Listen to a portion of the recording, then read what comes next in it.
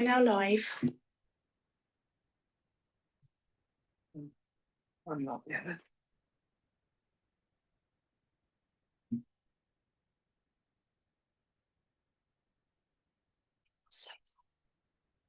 Don't think it's green there. Is that all right?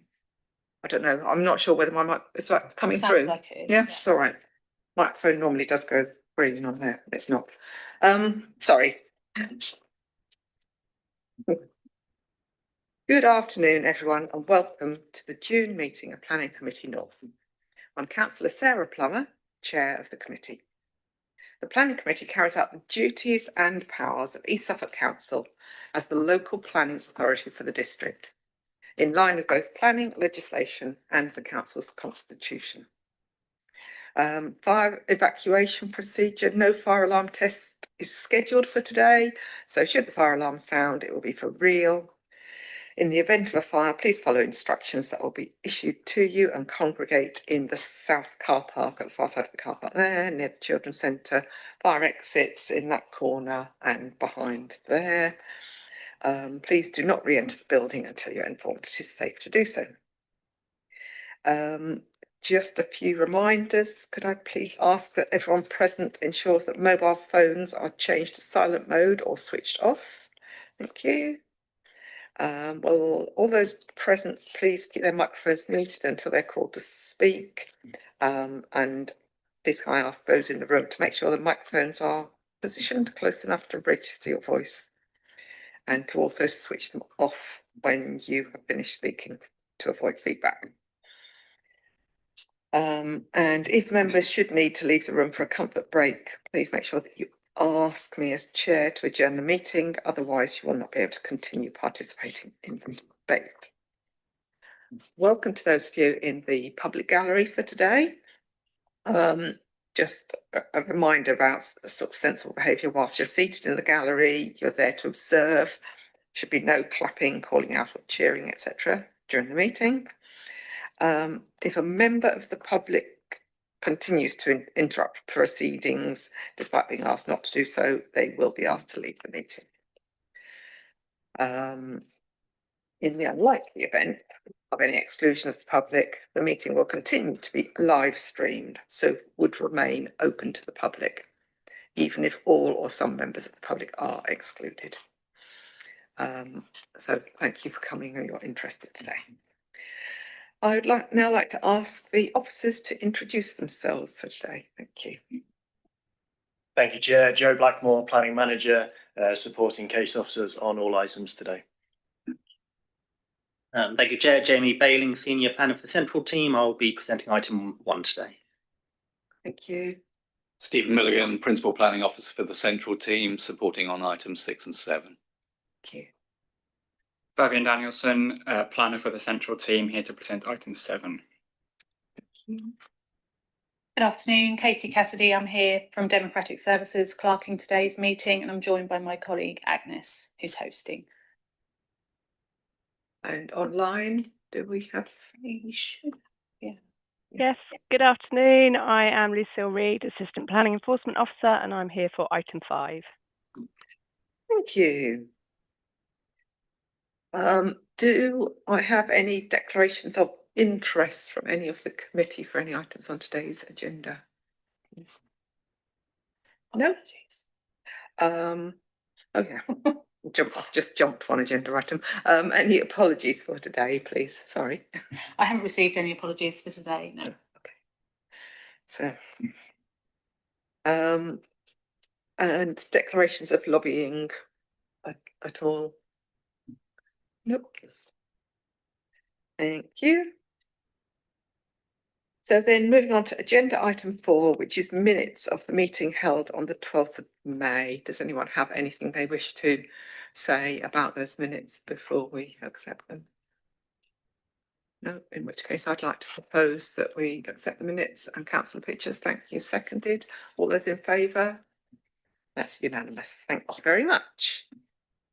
Moving on then to agenda item 5, which is the East Suffolk Enforcement Action update. Yes, thank you. Good afternoon. There are 5 updates to the Enforcement Action updates document that you had, so I'll take you through those one at a time. The first one is on item A.2, which is Hornbill Business Park, Hornbill Way in Ella. The planning application on that site is still pending, and an extension of time on that site is going to be discussed and agreed with senior officers. On item A.4, which is 175 London Road North, Lowestoft. The site was visited on the 8th of June, so just yesterday, and the site visit officer has confirmed that the shopfront has been replaced in accordance with the notice that was served there. Item B3, 37 Foxglove End in Leiston. They had an appeal in. That appeal was dismissed on the 26th of May. The compliance period on that site is 2 months from the date of the dismissal of the appeal.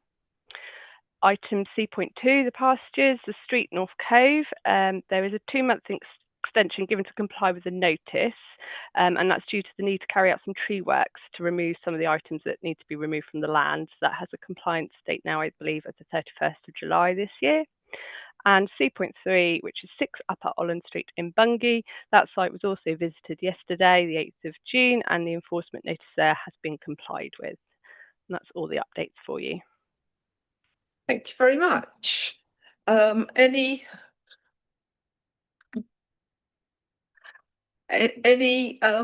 comments or questions from any of the committee or Lucille on those enforcement matters? Councillor Ashton-Down. I'd just like to thank our team for actually giving us some decent updates for a change.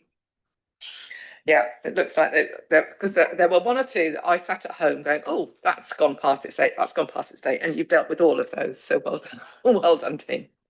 Yeah, thank you, Lucille. Thank you. I would then like to seek proposer and seconder for the recommendations. Councillor Ashdown, thank you, and Councillor Teresa, thank you. All those in favour? Thank you very much. Sorry, that's unanimous. Moving on then to agenda item number 6, please, which is 8A Hartingdon Road in Aldborough. Over to Thank you, Chair. I'm presenting item 6 for the rear extension and removal of tree at 8A Hartingdon Road in Aldborough. This is the site plan showing you the location. As you can see, 8A, the plot is in sort of an L shape with number 8 to the north and the garden area to number 8 also to the north, and number 16 more to the rear, the northwest, with their garden area to the west. There is a alleyway between Port Pleasant and 8A south of the site. Hartingdon Road is the main road through the area, and Champion Road leading south is a private road, which 8A is accessed off. Here is just the aerial photo of the area.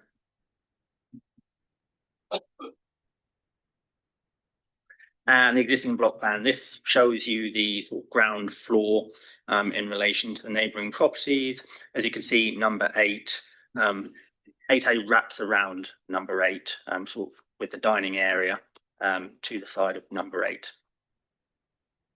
And you can also see the single parking bay to the front of 8A. This is the proposed block plan. As you can see, the rear part of the dwelling has a first floor proposed on top of it, with a stairwell in this semicircular part in the middle. And this area here shows you where the existing tree is to be removed from at the northwest corner of the site. These are the existing floor plans. The right one is the ground floor plan. As you can see, you have the hallway, bathroom, dining area. And to the left, you can see the existing first floor, which has those 2 bedrooms with a small bay window at the rear. These are the proposed floor plans. Again, on the right is the ground floor plan. You can see the kitchen, dining area, and living room with a small shower area, sort of altered in that way. And then to the first floor, you still have those 2 first floor bedrooms, but you also have the addition of a bathroom, an ensuite, and 2 further bedrooms to the rear, with that semicircular staircase leading up. These are the existing elevations. So the east elevation is the front of the property. This isn't really going to change from the proposal, but you have the north elevation. This is the view that you see from Hartington Road to the north, and from the neighbours to the north garden. This is the southern elevation viewed down the alleyway. And this is the existing rear elevation. So you see that single story flat roofed extension currently in situ. And you can also see on this one sort of the location of the neighbour's hallway window quite close to where the extension is proposed. This is a 3D image of the refused application prior to this one. It was felt this one was too overbearing, and property number 16, Hartington Way, had a reasonable loss of privacy due to the amount of size of the windows and the glazing on this elevation. So this one was refused by us and was also appealed against and dismissed at appeal, with the inspector agreeing that the impact on number 16 here was unacceptable. This is the new proposal. As you can see, it's got a different roof structure. The large windows facing over that direction have been replaced with smaller windows, some of them within that new stairwell at an angle, so they don't look directly toward that neighbouring property's garden. You can also see the tree has been removed within this proposal, and it's felt that sort of the general scale of it is a bit smaller than what was previously permitted. Hence, we are recommending this for approval today. These are the existing 3D images proposed. So you can see the existing flat roofed single story extension there, and the proposed first floor here to the right on top of it. So onto the proposed elevations. The north elevation, this is one viewed from the alleyway. You can see the gable end of a new window in it here, but that doesn't really overlook anybody's neighbouring property gardens or into neighbouring property windows. So we don't feel that has any real impact on neighbours' amenity. As you can see on the west elevation, you can see the proximity of that first floor extension to the neighbour's hallway window at the first floor. As you can see, it is relatively close and obviously will have an impact. However, officers don't feel that that was sufficient enough an impact to refuse the application on. And here is just a closer up view of the sort of dimensions and how close we are sort of looking at it to that window.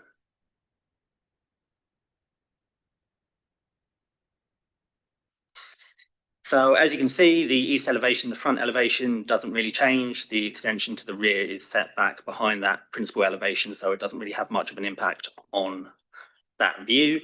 And then the north elevation, you can see that first floor extension and the semicircular stairwell off the side of it, sort of viewed from the neighbour's garden to the north at number 8. And here is just another diagram of sort of the views you would get of that extension from the garden of number 16 here to the west. This is the proposed section, just showing you sort of potentially the internal heights of what is predicted once built. The main part of the existing house has sort of a floor to ceiling height of about 2.3 meters. And you can see sort of effectively how much of that proposed space would also have that 2.3 meter height. So this is just another 3D image of the rear, just to remind you of potentially what that would look like. And on to the photos. So this is down the alleyway looking west. You can see here on the right, this is the location of where that proposed extension is going to be located on top of. And this is looking the opposite direction. This is a flat roofed extension here at the moment with the bay window above it. And as you can see to the right, that new window within the gable will just be looking at the rooftop of that property to the south. So it isn't going to cause any overlooking or loss of privacy to that property. And this is looking more directly at where the extension will be located. You can see to the left the tree that's to be removed. and the extension is effectively going to be built behind that. This is just looking at number 16 and just the relationship it has with that tree that's to be removed and what potentially relationship it might have with the extension. And this is just looking at the opposite direction. As you can see, the property further down, directly opposite to the west of the extension, already has this sort of gable extension coming out the back of that sort of size and scale, just to give you an idea of what else is in the area. And finally, that's just the tree that is to be removed, which will be conditioned as part of any decision. And these are views from the north, from Hartington Road. So this is looking south. This is the garden here of number 8.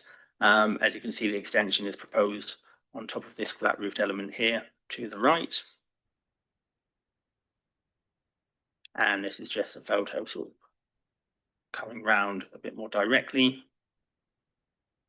And finally, that's sort of looking directly south. As you can see, the extension is proposed on top of that flat roofed element there, with the tree to be removed to the right of it.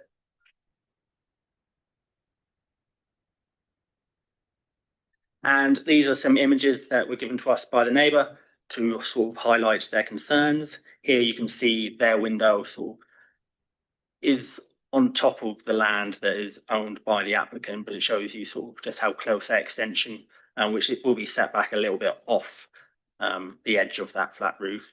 However, you can see that is still going to be built relatively close to that window.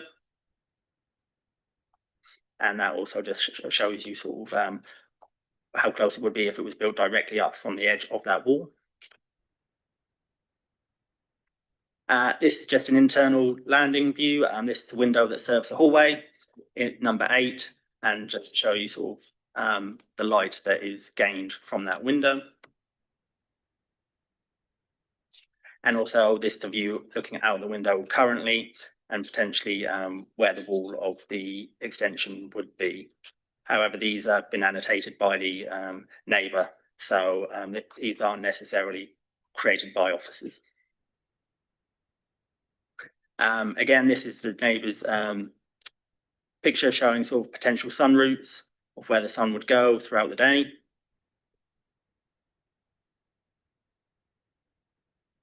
And also sort of the view of what the extension might potentially look like from their garden.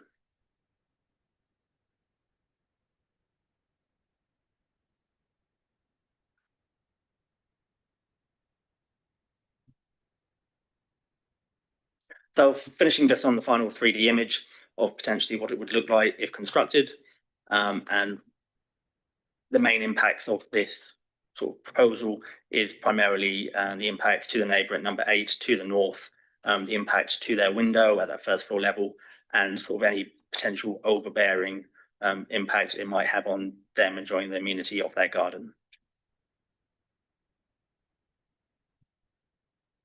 So the officer's recommendation is to approve, subject to the conditions, including a 3-year standard time limit, compliance with the plans, and a condition ensuring the removal of the tree and its permanent removal, nothing else growing there afterwards, a construction method statement, and also details of guttering in the future.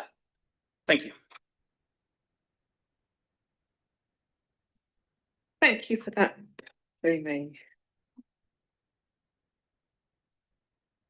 I'd now like to move on to invite public speakers, please, and I'll talk you through a little bit what happens on this. So it is 3 minutes for each public speaker. I've got an egg timer here that I'll try and make sure. I seem to have a lot of clutter on here today, but try and make sure that that's visible to you, to just have an idea, but 3 minutes is the limit. And so I'd like to invite, first of all, Naomi Tarry to come forwards. And if you sit on whichever chair suits you on there. In front of you, if you bring the microphone unit in front of you, press the right hand button, it should come on. And when you are ready, you have 3 minutes. Thank you. Thank you, Chair and members of the committee. My name is Naomi Tarry and I live at number 8 Hartington Road, immediately adjoining the site of application. I'm asking you to refuse this application because I believe it would cause unacceptable harm to my residential amenity and therefore conflicts with policy SCLP 11.2. I appreciate that the planning officer has carefully considered the application. However, the officer's report accepts that there will be some loss of light, an increased overbearing impact on my garden, and a reduction in outlook from my property. The question to the committee is whether this harm is acceptable. My garden is the only meaningful outdoor amenity space serving my home. Whilst I have a small rear yard for wheelie bins, it's no substitute for a garden. As someone who is largely housebound due to chronic illness, the garden is where I spend most of my outdoor time. Proposed extension would introduce a substantial new first floor structure immediately to the south of that garden, where the majority of my sunlight comes from. The officer's recommendation relies heavily on the removal of a bay tree. However, a large pear tree is entwined with it that will remain. And more importantly, the committee is still being asked to approve a permanent first floor extension directly south of my garden. I am also very concerned about the impact on my landing window. This is the only window serving my landing, as you saw from the picture, and the loss of light would be significant. Now, I understand that limited weight has been given to this because the window serves a hallway rather than a habitable room. However, policy SCLP 11.2 also requires consideration of outlook, daylight, and the physical relationship between neighbouring properties. As you can see from the photos you saw, this would be extremely adversely affected. I am aware that the previous proposal for this site was dismissed at appeal and that the officer considers those concerns to have been addressed. However, the inspector's decision focused on the neighbouring property to the west, number 16 Hartington Road. The issue before you today is different and concerns the impact on number 8, particularly the effect on my garden and landing window. Finally, I remain concerned about the accuracy of information submitted during this planning application process. My landing window was omitted from the earlier dismissed application, and concerns regarding its depiction have continued throughout this process. Where there is a genuine uncertainty about the extent of an impact, I respectfully ask the committee to exercise caution before concluding that the harm is acceptable. This is my home, and for all of these reasons, I respectfully ask the committee to refuse planning permission. Thank you. Thank you very much.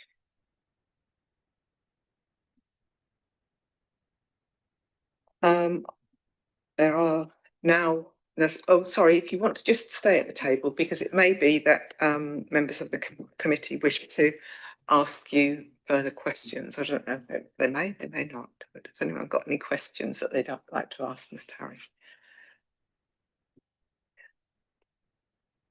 No, not at this stage. Oh, thank you very much. And next, I would like to ask the applicant's agent, Mr.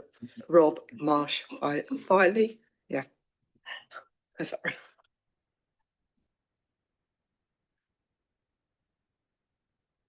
Thank you very much, committee. This is a small, modest extension over an existing flat roof. I don't want to cover too much of exactly what it is. As you pointed out earlier, the original proposal was a larger extension that had 2 gable ends coming off it, and it was felt that that would impact the neighbours overlooking and amenity due to the roof height. So this proposal looks to reduce the eaves height and reduce the whole scale of the roof completely, making more of an attic room rather than a full first floor.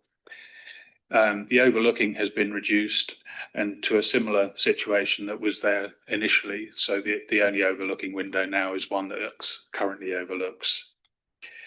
to break up the elevation and to give headroom, additional headroom into the first floor. This staircase has been introduced in a little turret to break up the elevation and also obviously gives the headroom through there. We've also extensively investigated and modelled the overlooking and the sunlight to the neighbour's garden, and looked at the issues that any impact created from the proposals had on the neighbours. In looking at this, it identified the fact that the tree had more of an impact than anything. And so it was agreed that we'd remove both trees or all the trees that are in that corner so that clearly the sunlight would be gained from any partial loss that the extension would provide. We've also looked at the neighbours' outlook as well from the model and have sort of amended the drawings since, because obviously we didn't survey the neighbour's property at the same time as we did the initial scheme. So that's all now accurately modelled. We've also hipped the roof at the end to again avoid the gable end with the neighbour, so increase the sunlight that can come through there. My client has also offered to enlarge the landing window to offset the loss of light from the impact of the building. But you can see from the drawings, the eaves line is sort of halfway up the window. So there still will be quite a lot of light from that window. And that's all. Thank you. Thank you very much. Are there any questions for Mr. Marsh-Bailey? Councillor Ashdown. Yeah, looking, I mean, I've printed off some of the paperwork that you submitted. And the one there showing light going into the neighbour's garden, what time of the day was that taken? Would it, the shadow just comes in front of the shed? Would that be the maximum amount of shadow that would be there? No, I mean, obviously the maximum amount of shadow depends on the time of day and the time of year. So what we did, both we and the neighbour investigated the modelling. We did it in-house to begin with, but also then sent it out to a professional lighting consultant to look at the sun path diagram. There is a British standard that looks at the available light in the back garden, and that considers that if it's adversely affected by over 20%, then there's a detrimental impact, and we were within that tolerance. And certainly by taking the tree down, increase the sunlight in the garden over a particular time. So there's, within the documents, there's actually a sun path diagram going, giving you at times of year. Generally speaking, it's the 22nd of September or March, and you're looking at 2 hours of sunlight in 50% of the garden to achieve the BS, British standard. Thank you. Councillor Pictures. Thank you. Yeah, just to confirm, because there's no mention of it in the paperwork, there's 2 trees and both of them will be taken down. Yeah, both trees will go. Yeah, it's the intention. Thank you. Any further questions from anybody on this one? No. Thank you very much. And I'd now like to ask Councillor Graham to come forwards. And as ward councillor, you have up to 5 minutes if you wish to use it, Councillor Graham. Thank you. Hello, committee members.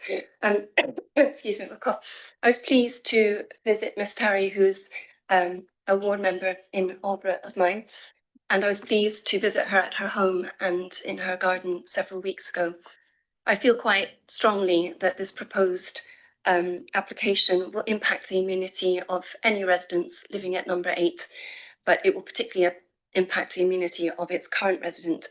This is primarily because of the impacts of the height of the upstairs wall, both from the perspective of the garden, but also the upstairs landing.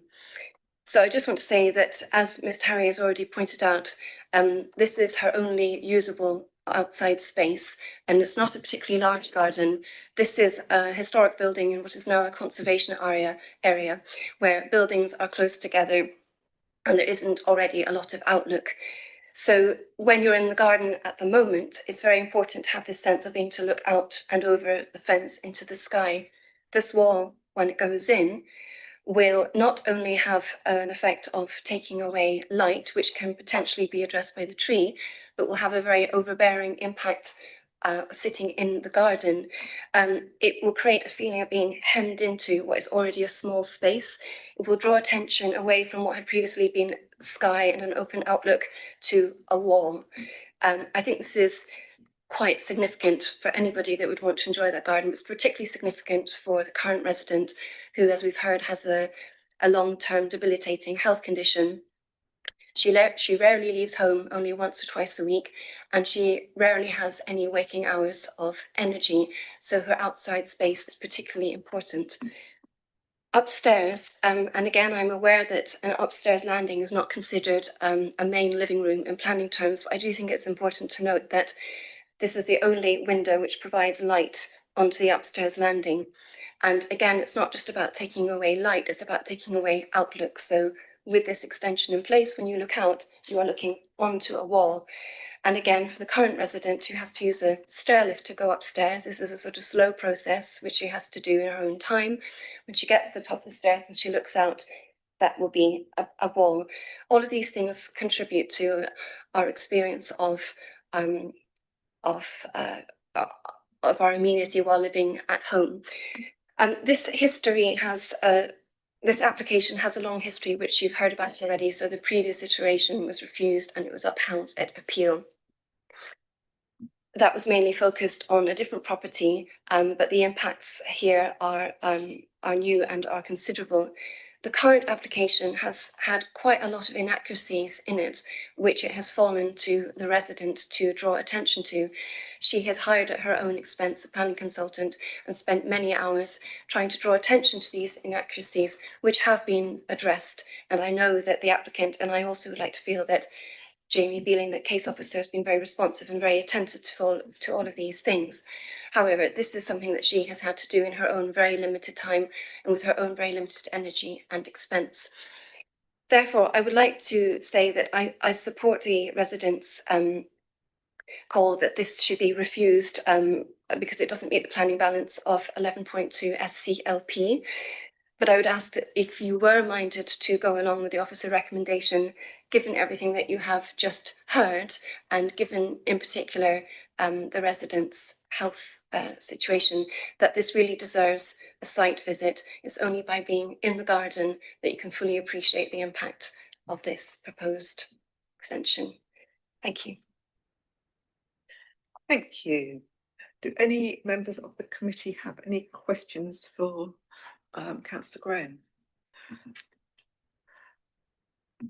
I would just like to say I did make the trip down to Aldborough to go and have a look and had quite a good walk around the area. I didn't obviously come and knock on the door and go into the garden, but I do understand the size of the garden is not great, and the proximity of that window to where the wall is going to propose to be positioned. So I don't know if anyone else took the chance to go down and look, but it's always it's very important to be in the garden rather than just looking over from the street. Yeah.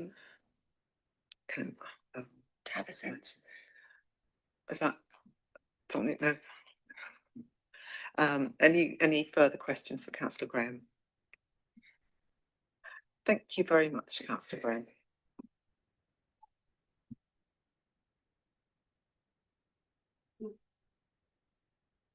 And we move on then to any officer clarifications at this stage. Anything you wish to add? Well, nothing that's been raised so far, but if you have any questions for me, happy to answer them. Thank you. Thank you, Chair, and I want to thank Ms Terry for her contributions, which and also Councillor Graham. I think just to advise members before you go on to debate, personal circumstances in terms of any health reasons may be a material consideration here in terms of impact. But I think at most would carry limited weight. What I would say is really important is actually the enjoyment and usability of that garden space is the key consideration. And that would apply to anyone because, you know, properties change hands over the course of time. So I think just to maybe temper that a little bit and focus the consideration on the impact of the development on the garden area in particular, and then also that landing window that was mentioned as well. No other points of clarification, but likewise happy to take any questions from members. Thank you. Councillor Hammond.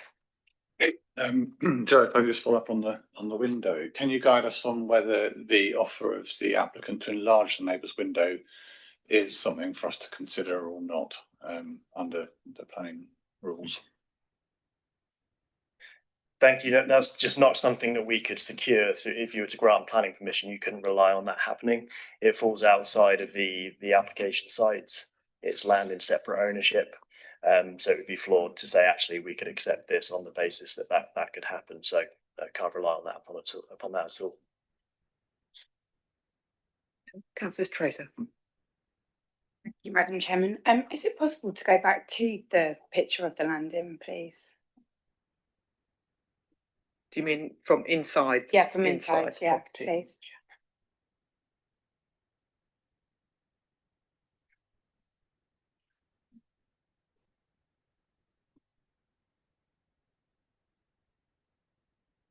Because just with that, it shows that the bedroom behind is actually past where the extension is, doesn't it? So although it's not a planning consideration, presumably if this was passed today, the applicant would have to get a party wall agreement to actually build the extension.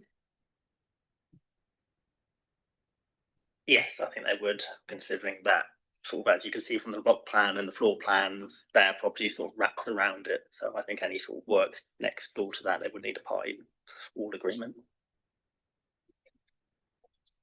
Okay. Yeah, if you've got further information on that, thank you. Well, it's just a slightly separate point, but just while we've got this photo up, I think from an officer perspective, I don't want to diminish the significance of taking this into account. It's not that because this is a hallway or a landing area that it's just totally irrelevant in the consideration. It is something members you need to have regard to in terms of the impact of the development on that window. It's just that it carries less significance because it's not a habitable room in the same way your living room, kitchen, bedrooms might be.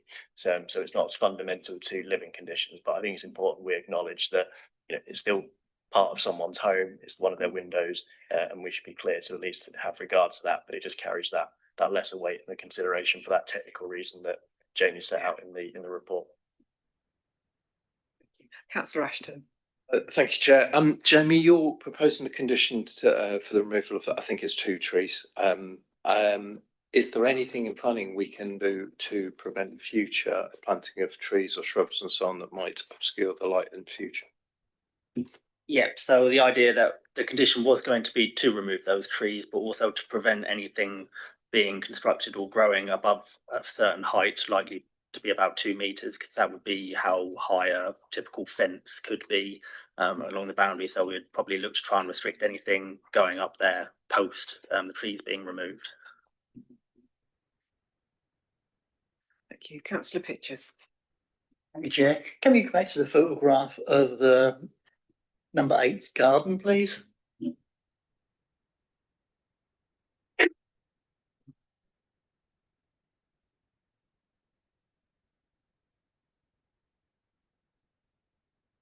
Is that the one you were after? Yeah. So the more one was go to where the tree is actually situated. Oh, definitely. That's the one, yeah. Okay, thank you.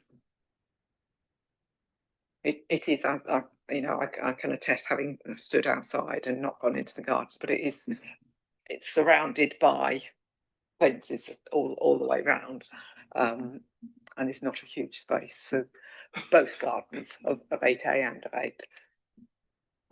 So, Councillor Ashton. Just want to clarify, I don't believe that is the view of that tree from the garden of number 8, is it? It's the view from the other side. That's from the alleyway, I think, isn't it? Across the garden of 8A. Yeah. Yeah, so this is from the alleyway to the south. So have we got in the photographs that Ms Terry has given you, there's a photo from inside the garden. I think it's got some of the, may have some of the red lines put on it as well. I'm not sure. Chair, I think there is that one, obviously. Yeah. The position of the extension is as provided by, not by planning officers. We need to bear that in mind. Yeah. The tree is visible just beyond there. The tree is there.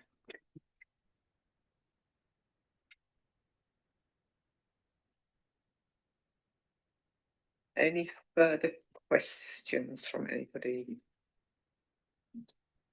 Stage.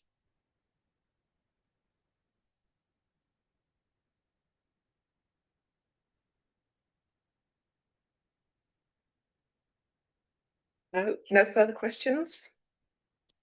Thank you very much. In which case, I would like to invite the committee to debate the application. Councillor Pitchers. Thank you, Chair. This is a tricky one. I looked at this, and particularly the idea of the tree. If I was sitting in the garden, I would like to see the tree there,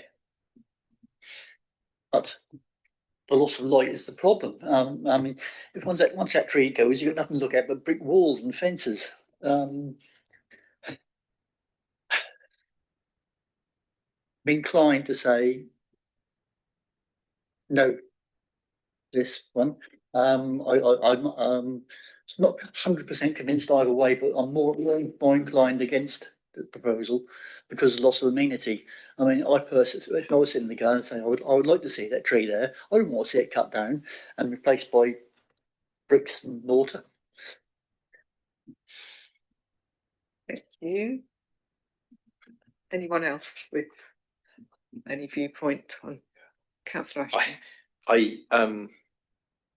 But for the previous appeal and the comments of the planning officer in that appeal, which is sort of steering us a little bit towards the changes that have been made probably are likely to succeed in appeal, I would have absolutely no doubt about saying I don't agree with the officer's recommendation. I think we should review this. I have previously sat in this committee and argued with this committee the futility of refusing something that's subsequently going to get approved on appeal. However, in this case, I think that there are still some grounds that that appeal might not be successful.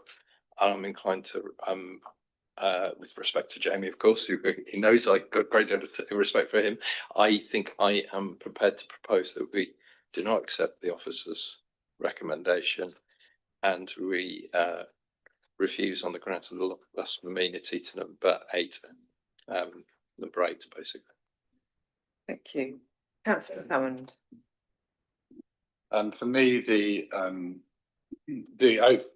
back garden issue is more of an issue than the window, the landing. Many people don't actually have windows in their landing, but it seems to me like it's overdevelopment of the back garden, and I think officers have previously guided us that we shouldn't live in fear of appeal, so that we should make the decision that we believe is correct. So I'd be happy to second what Councillor Ashton says in that we should refuse this. Thank you. Anyone else got anything they wish to say? Councillor Ashdown. I've had a look at a couple of the diagrams for light, and the shadowing that comes in is not that different over the area where the shed is in the garden. So in that respect, I don't think it's too much to worry about. My main concern is the fact that it's loss of the amenity and the fact of having that wall there, which is restricting light coming through, although it doesn't appear to be a lot. So I haven't quite made my mind up yet, so I'll listen to what others have got to say. I have to say, Councillor Ashdown, when I was looking at those photos of the light, I was a bit kind of, well, this is trying to tell me it's not affecting it, but that my head, my heart, my whatever is saying, wait a minute, this would feel like it was less light, whether it technically was or not. So would it be appropriate for us to, as councillor Graham has requested. Go and see it.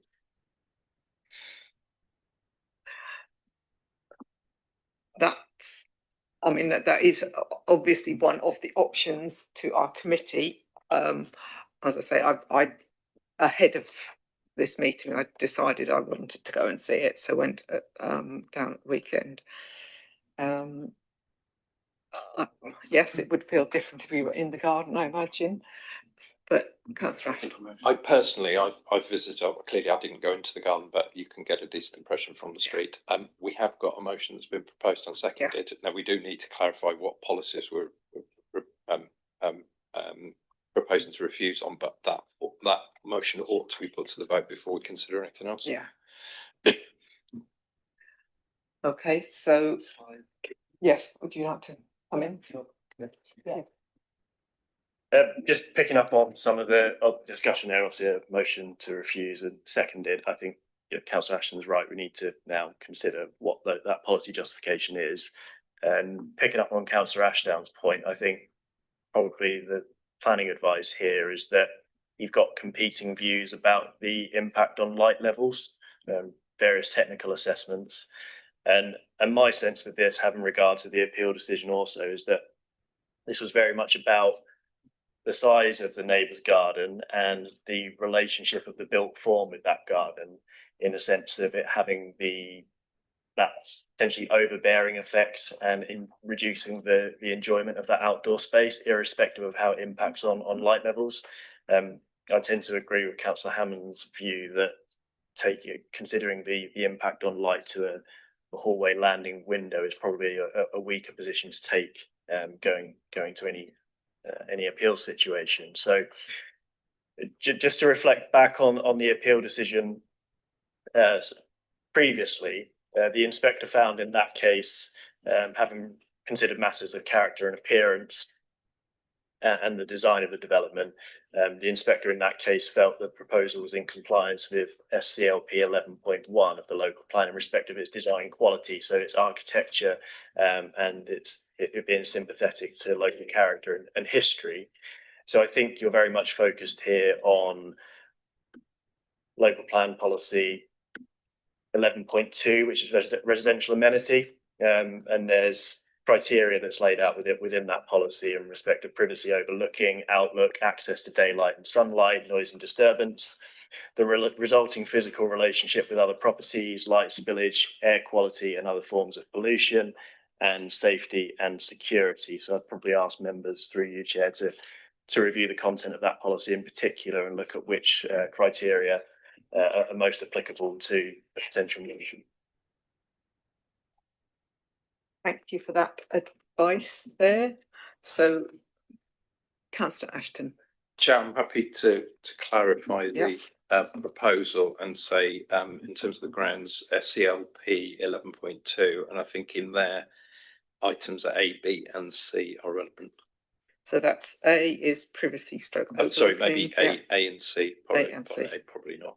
And B, but I'm open to suggestions. C is access to daylight and sunlight. Just because I know not everyone's got it in front of them. Councillor Hammond. I would add E.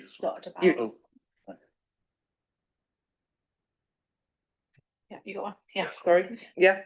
E. I'd add E to that as well.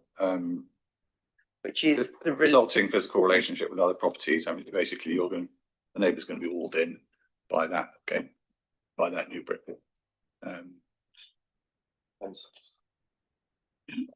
I agree. I think that would be the three criteria that are most applicable, and I would probably say that it's correct to lead principally with criterion E, and then everything flows from that really in terms of the issues that members seem to have identified here. Just for the purposes of anyone watching and those in the room, Joe is advising us here on how we might represent what we want to. He's not offering his view there. I discuss officers' view is to accept, so I just want to be clear on that. But officers also have a role to advise councillors. Yeah. So I'm going to taking a bit of advice from officers as to order in which we would take those. We're talking about policy 11.2, which SCRP 11.2, sorry, which is residential amenity. E is resulting physical relationship with other properties. C, and then going from that back to C, which is access to daylight and sunlight, and A, which is privacy stroke overlooking. Yep. Happy with those in that order. And we've got a proposal that's been seconded that we refuse on those grounds. Anything anyone wants to say before on that proposal before we actually take a vote on it? Then all those who would agree with that proposal to refuse on those grounds just laid out. And that's unanimous of those who've been in the room for the whole discussion. Yeah.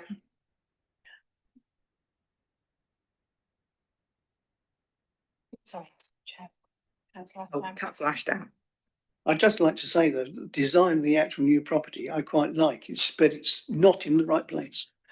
Yeah, it's that whole difficult thing. But yes, I would agree.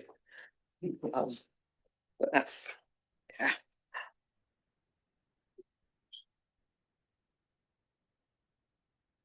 And so the application has failed at this stage.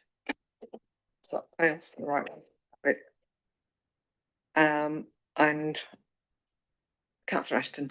Yeah, I wasn't here for declarations of interest, so I apologise for my late arrival. The next item I can't take part in because it's on land owned by East Suffolk Council. Obviously, you know my cabinet role. Yeah. So, which if you've wrapped up here, I shall leave. Yeah. Yeah, that's fine. Councillor Wakeling. I need the loo. So a comfort break for 5 minutes. Come back at what, 5 to 2? So yeah, I don't know. The clocks say different times. Yeah. Come back at 5 to 2, please. 5 minute comfort break. Yeah.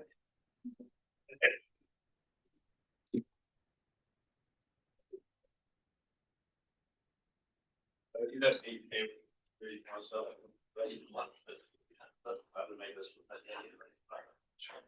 No, I don't think so. Don't think you need to declare an opportunity anyway.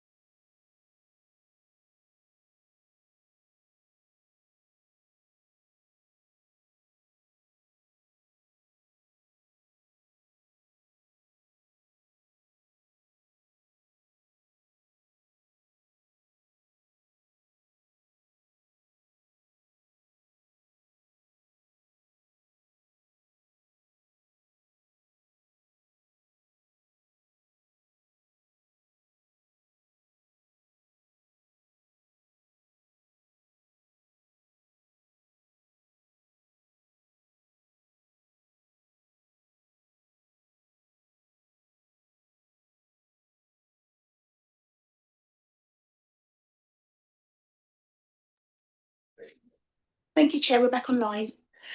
Thank you. Moving on now to agenda item 7, which is on the verge at Fountain Way in Raydon. Over to Case Officer Fabian Danielson. Thank you. Good afternoon, members. Let me just get my screen share on. Okay, so item number 7 is for the construction and operation of a micro energy storage project at the verge of Fountain Way in Raydon. The application is before committee today because the application includes land that is owned by East Suffolk Council. Noted on your screen, you'll see also that the parish council did comment and objected to the proposal in relation to the proposed location on a green verge, that the application will not enhance the character and setting of the village, inadequacies with the noise assessment, and that the proposal should be relocated to a brownfield site with native hedge screening. So the site location is as shown. The red line boundary here includes a small section of grass verge in the Fountain Way Industrial Estate in Raydon. So these buildings surrounding the site, they're all industrial units, with the site access from Lowestoft Road there to the east. Moving on then to the satellite image, again you can see the location of the proposed development is this grass verge here immediately to the south of the existing industrial building. The proposed block plan as shown here, you'll see that the proposal includes these battery boxes. So these are proposed to essentially store energy from the local electricity network during times of high supply, and then release it back into the grid during times of low supply. So primarily when things like wind power and solar power is not producing as much electricity. So the battery boxes themselves, surrounded by a fence to allow access around the units. In amendments to the proposal from the initial application, we have secured proposed hedging to the west and south of the development, and also in accordance with comments received by the arboricultural team, there will be tree protection fencing erected to protect the existing tree there just immediately to the west of the proposed development. Looking at the elevations then, again, you'll see that they consist of these 4 battery boxes with this cabinet to one side and then surrounded by fencing, and a 3D visualization of what the units might look like. So these are, as you previously saw, proposed to be screened on 2 sides by hedging. There was a comment by the Suffolk Coast and Heaths team around the potential painting of the units in a colour that would blend more into the background. The applicant has clarified that this is not possible because it affects the efficiency of the units. So the colour that is shown is required for operational efficiency. Looking at the site through some photographs then. This photograph is looking directly onto the site with the grass verge where the unit is proposed to be located, shown here in between the 2 parked cars. The tree that was previously shown to be protected through the installation of fencing is shown there. So you get quite a good idea of where the proposed battery box would be installed. Looking into the site from the entrance to the industrial estate then, so the proposed site is slightly further back here, just past this white van. You get a good appreciation for the character of the estate itself, with, for example, the existing electrical infrastructure just on the opposite side of Fountain Way there. This is again standing effectively next to the tree that's proposed to be retained, looking further into the industrial estate itself. This just to give you an idea of the character of the estate. And again, stood by the proposed development location, looking out towards the entrance of the industrial estate with Lowestoft Road there in the background.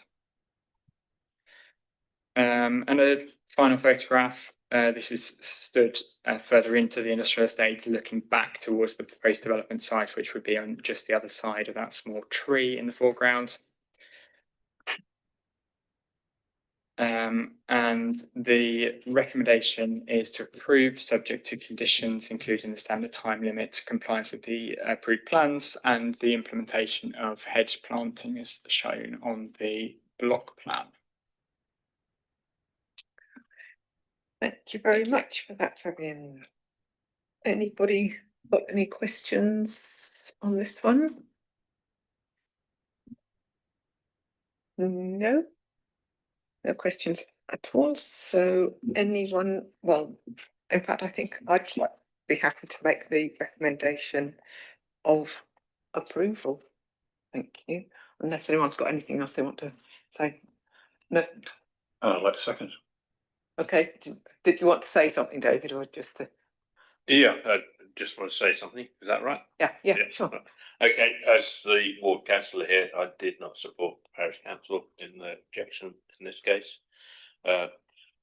If this had been inside a building, we would have had to have a planning commission, I don't think.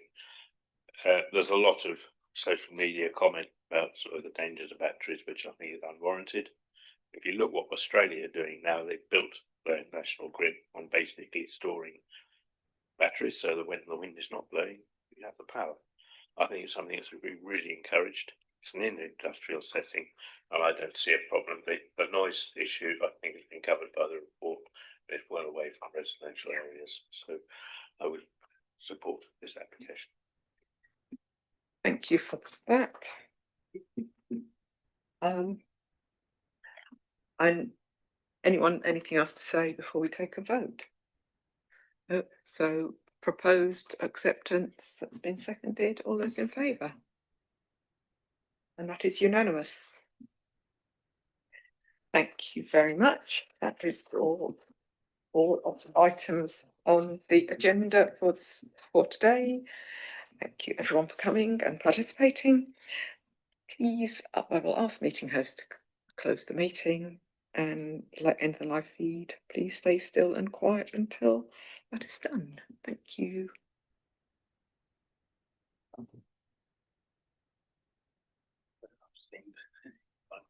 Thank you, Chair. Thank you, Agnes. Thank you, everybody.